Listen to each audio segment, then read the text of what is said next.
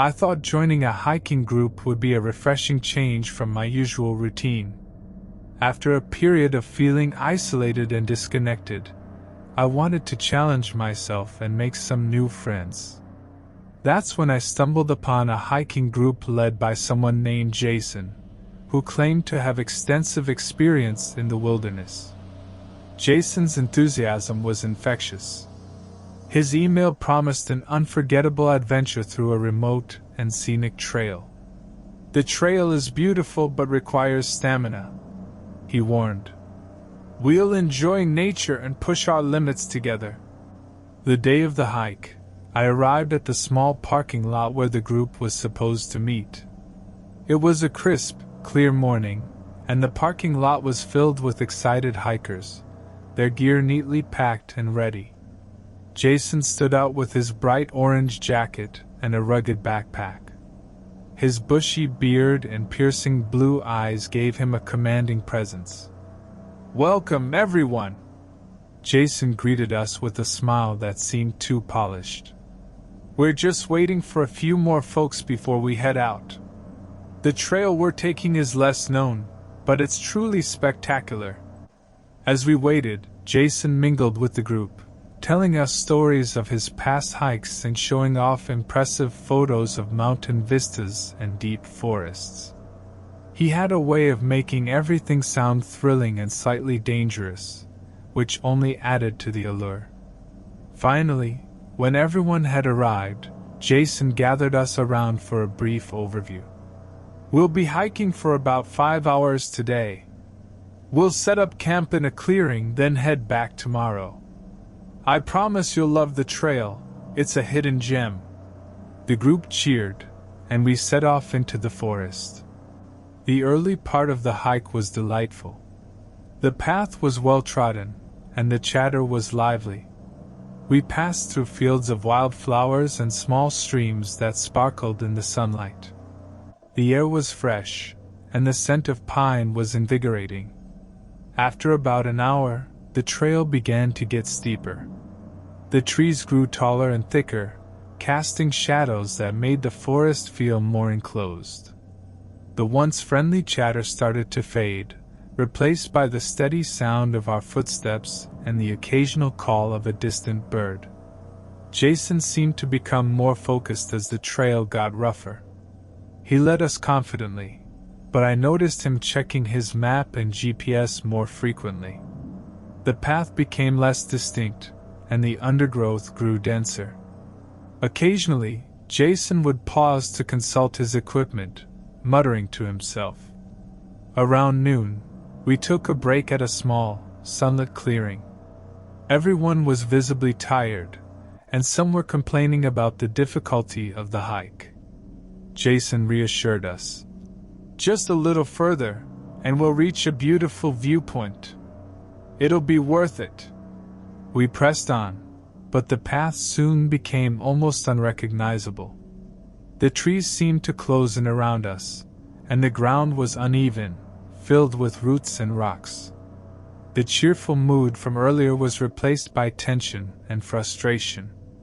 An hour later, Emily, a young woman who had been hiking next to me, stumbled and fell.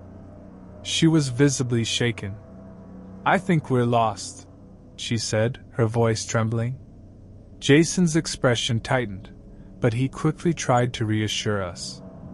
"We're just off the main trail. I'll use my GPS to get us back on track."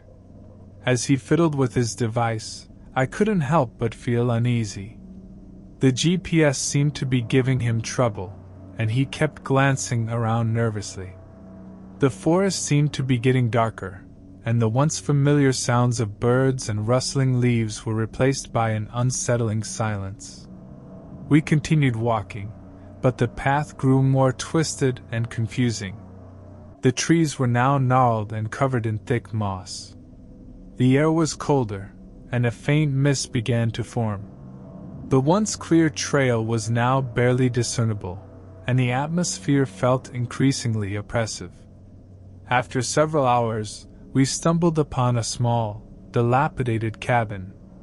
It looked abandoned, with its windows boarded up and the door hanging askew. The sight of it was eerie, but Jason suggested it might be a good place to rest for the night. "We can stay here," he said, trying to sound reassuring. "It's better than pushing through the forest in the dark." Despite my misgivings, the group was too exhausted to argue. We entered the cabin, and Jason lit a small campfire in the fireplace. The cabin was cold and musty, filled with cobwebs and dust. There were old, tattered blankets and some broken furniture scattered about. The whole place had an unsettling vibe, but we decided to make the best of it. As night fell, the cabin's shadows grew long and ominous. We gathered around the fire, trying to warm up and distract ourselves with conversation.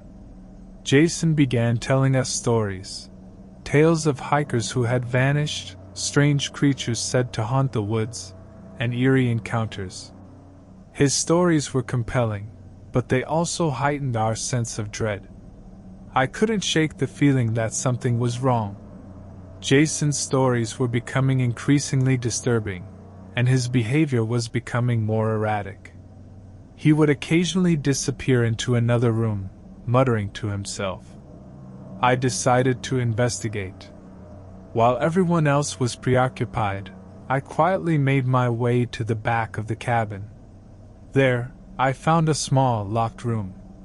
My curiosity got the better of me, and I managed to force the door open.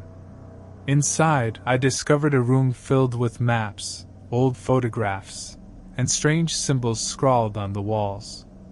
The photographs were unsettling, pictures of people who looked like our group, but their faces were twisted in expressions of terror.